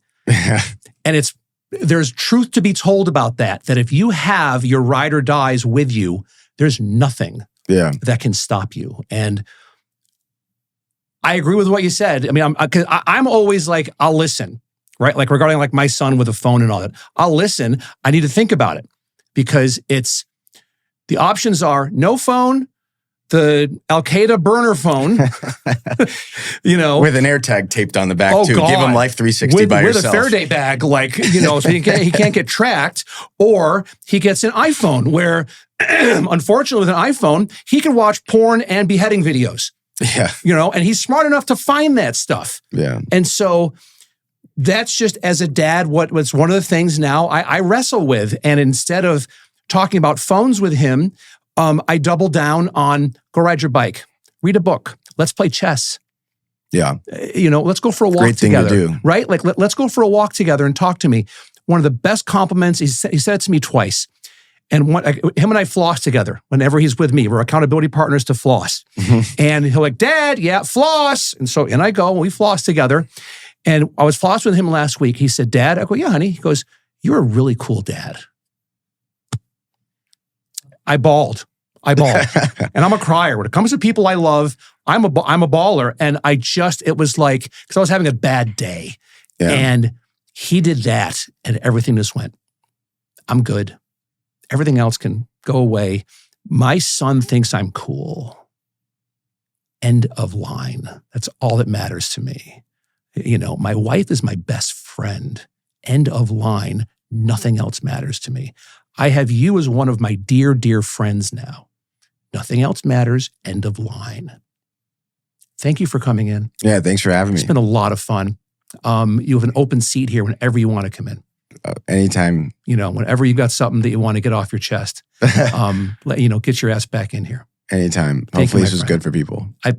We'll see if the 45 people that watch it. Yeah. You've got a great audience. I'm sure people will tune in. Thank you, sir. Yeah. Thanks, Jeff.